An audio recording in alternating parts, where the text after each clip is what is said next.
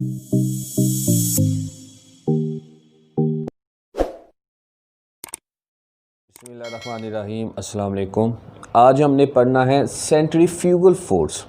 उससे पहले last time हमने पढ़ा था सेंटीमीटर फोर्स, जिसमें हमने देखा था कि सेंटीमीटर फोर्स क्या होती है। जब भी किसी जिस्म को एक सर्कल में, एक दायरे में रिवॉल्व करें तो एक फ़ोर्स होती है जो उस बॉडी को, उस जिस्म को मजबूर करती है कि वो सर्कल में रिवॉल्व करे। उस फोर्स को हम कहते हैं सेंटीमीटर फोर्स। मसलन हमारे पास ये फॉर एग्ज़ाम्पल कोई एक दायरा है, ये इसका सेंटर है। यहाँ से हमने रस्सी के एक सिरे के साथ एक बॉडी को बांधा हुआ है, पत्थर को बांधा हुआ है और उसको हम रोटेट करवा रहे हैं। तो इस सूरत में जो फोर्स इस पत्थर को दायरे में हरकत करने पर मजबूर करती है, उस फोर्स को हमने पढ़ा था क्या कहते हैं, सेंटीमीटर फोर्स। और उसकी डायरेक्शन हमेशा कहाँ पर होती है, सेंटर की तरफ। अब हमने Newton third law of motion में पढ़ा था कि हर एक्शन का एक रिएक्शन होता है जो उस एक्शन के मिकदार में मुसावी, इक्वल, लेकिन डायरेक्शन में क्या होता है, अपोजिट। तो Newton third law of motion के मुताबिक अगर ये एक्शन है तो रिएक्शन के तौर पर एक फ़ोर्स लगेगी जो कहाँ पर होगी, सेंटर से बाहर की तरफ। उस फोर्स को हम कहते हैं सेंट्रीफ्यूगल फोर्स। तो सेंट्रीफ्यूगल फोर्स क्या होती है, रिएक्शन के तौर पर एक्ट करती है और सेंटीमीटर फोर्स के ये ऑपोजिट साइड पर, ऑपोजिट डायरेक्शन में मूव करती है। सेंटीमीटर फोर्स दायरे की तरफ मूव करती है और सेंट्रीफ्यूगल फोर्स दायरे से बाहर की तरफ मूव करती है। सादा सी एग्जांपल है, अगर आप किसी ऐसे झूले में जो गोलाई में, यानी एक झूला होता है जो गोलाई में होता है, अगर आप उस पर बैठे हुए हैं और उसमें आप उसको रोटेट करवा रहे हैं, यानी उस पर झूला झूल रहे हैं, तो आप देखेंगे कि आप उस झूले से बाहर की तरफ, सेंटर से बाहर की तरफ जो है, जब वो झूला घूमेगा तो आपको एक फ़ोर्स बाहर की तरफ लगेगी। वो जो बाहर की तरफ फोर्स लगेगी वो क्या होगी, सेंट्रीफ्यूगल फोर्स। उसके बाद आ गया जी एग्जाम्पल 3.8। सेंट्रीफ्यूगल फोर्स में आपने सिर्फ इसकी डेफिनेशन करनी है। उसके बाद आगे एग्जाम्पल हमारे पास 3.8। एग्जाम्पल 3.8 एग्जाम्पल में उसने दिया हुआ है। सबसे पहले स्टेटमेंट देखें जी। अ स्टोन, एक पत्थर, of mass 100 gram is attached to a string 1 metre long. एक पत्थर जिसका मास कितना जी, 100 ग्राम, उसको एक रस्सी के साथ अटैच किया गया है और उस रस्सी की जो लेंथ है, यानी ये जो लेंथ होगी वो किस में आ जाएगी, रेडियस की फॉर्म में। वो कितनी है जी, 1 metre. Stone is rotating in a circle with the speed of 5 metre पर सेकेंड। वो जो स्टोन है उस सर्कल में 5 मीटर पर सेकेंड की स्पीड से रोटेट कर रहा है। Find the tension in string.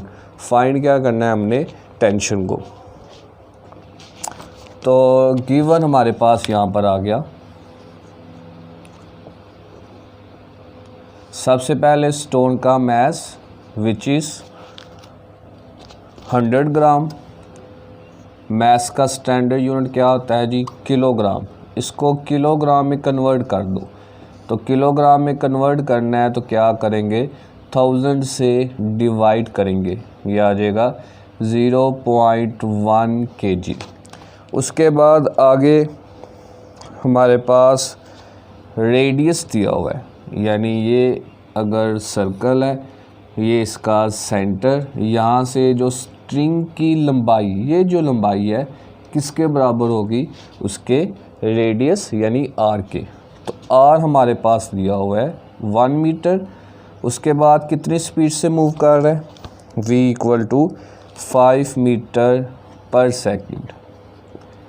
और उस रस्सी में जो टेंशन वाली फोर्स होगी वो किसकी इक्वल होगी, सेंटीपिटल फोर्स के, और इसको हमने फाइंड करना है। तो यहाँ से हमारे पास सॉल्यूशन आ जाएगा FC equal to mv²/r। m हमारे पास है 0.1 मल्टीप्लाई, v हमारे पास है 5, v का स्केयर है तो 5 का क्या बन जाएगा, स्केयर, और r हमारे पास है 1। 0.1 को 5 के स्केयर से मल्टीप्लाई करेंगे, 5 का स्केयर क्या आएगा, 25। 25 को 0.1 से मल्टीप्लाई कर दो तो ये आ जाएगा 2.5/1, और 2.5 को 1 पे डिवाइड करेंगे तो हमारे पास क्या आएगा, 2.5 ही आएगा।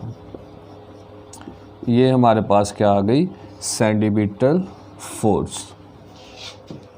अस्सलाम वालेकुम। आज हमने पढ़ना है बैंकिंग ऑफ रोड्स। बैंकिंग का मतलब होता है कि सड़क के एक किनारे को ऊंचा कर देना।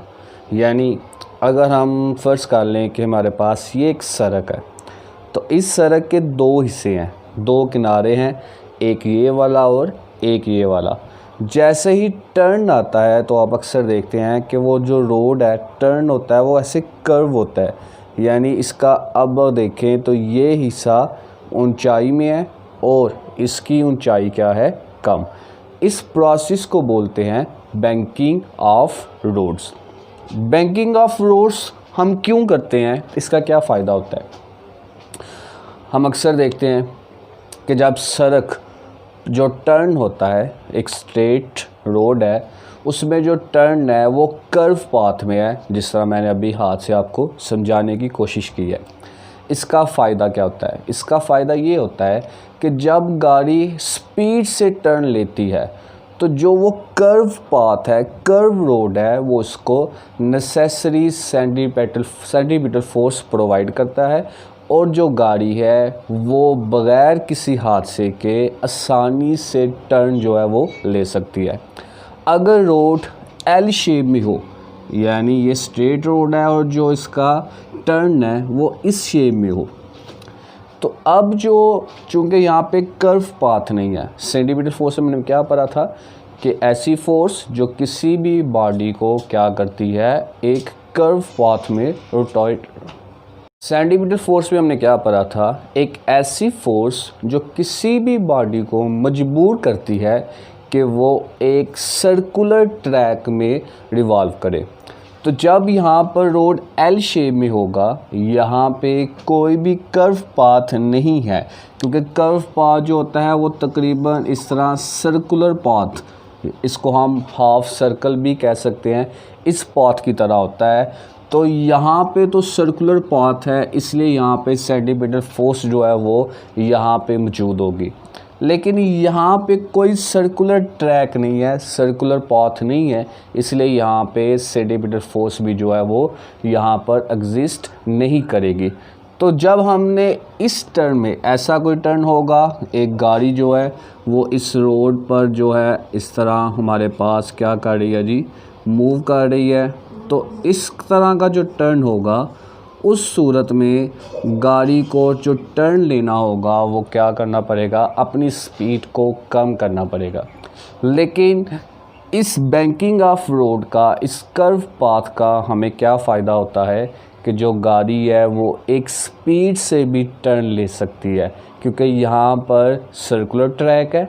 तो जब गाड़ी स्पीड के साथ टर्न लेगी, उस सूरत में इसको सेंटीपिटल फोर्स जो है वो प्रोवाइड होगी। और वो सेंटीपिटल फोर्स कौन प्रोवाइड करेगा, टायर और सड़क के दरमियान। इस सूरत में हम देख लेते हैं, ये फॉर एग्ज़ाम्पल हमारे पास एक रोड है और इसका जो ट्रैक है वो क्या है, सर्कुलर ट्रैक है। यहाँ पे हमारे पास एक कोई गाड़ी जो है वो मूव कर रही है, तो टायर और सड़क के दरमियान हमारे पास क्या होगी, फ्रिक्शन मौजूद होगी, जिसको हमने पढ़ा था, जो मैक्सिमम फ्रिक्शन की क्वांटिटी है, जिसको हमने क्या पढ़ा था, एफ एस।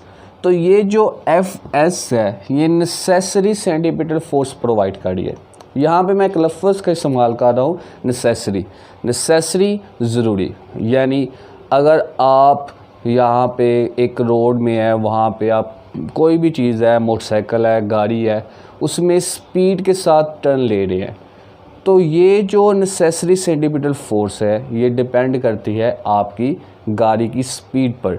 जिस तरह हम अक्सर देखते हैं कि टीवी में जो बाइक्स रेस होती हैं, मोटरसाइकिल की जो रेस है, उसमें हम देखते हैं कि जो बाइकर है, बाइक चलाने वाला है, जब वो टर्न लेता है तो वो इतना अपने आप को बेंड कर देता है कि उसके जो घुटने होते हैं वो ज़मीन के साथ टच हो रहे होते हैं।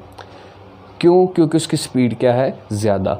तो जिस तरह अगर आप मोटरसाइकिल चला रहे हैं तो जितनी स्पीड आपकी ज़्यादा होगी बाइक की, उतना आपको जो अपने आप को बेंड करना पड़ेगा।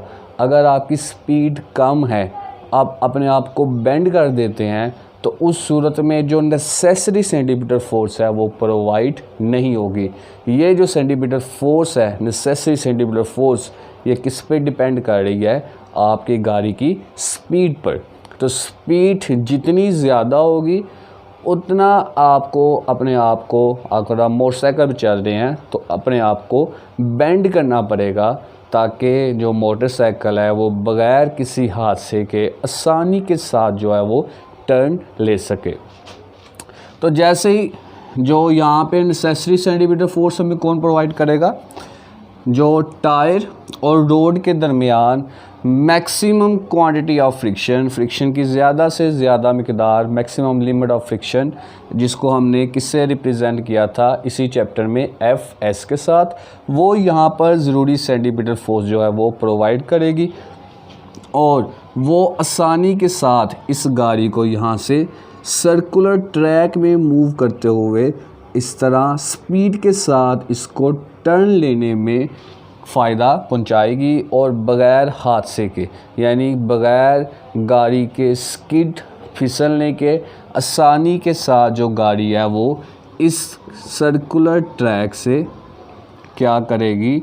आसानी के साथ मूव कर सकेगी।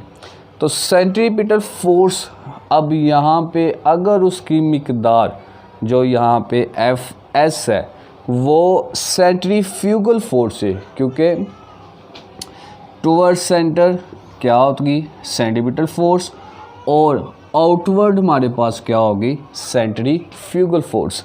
तो सेंट्री जो FS की क्वांटिटी है वो क्या होनी चाहिए? सेंट्रीफ्यूगल फोर्स से ज़्यादा होनी चाहिए। अगर सेंट्रीफ्यूगल फोर्स, जिसको हम किससे रिप्रेजेंट करते हैं? mv² से ही, FS की क्वांटिटी mv²/r के या तो इक्वल होनी चाहिए या फिर उससे के क्या होनी चाहिए? ग्रेटर होनी चाहिए। अगर ये मिकदार FS से ज़्यादा हो जाए तो गाड़ी जो है वो फिर क्या करेगी? टर्न नहीं लेगी, बल्कि स्किड करते हुए यहाँ से वो इस तरह कॉर्नर से या फिर रोड से बाहर की तरफ चली जाएगी, जो किसी न किसी हादसे का सबब बनेगी। तो इस बैंकिंग ऑफ रोड का हमें फ़ायदा क्या होता है कि हम स्पीड के साथ क्या करते हैं? आसानी के साथ बग़ैर किसी हादसे के टर्न ले सकते हैं।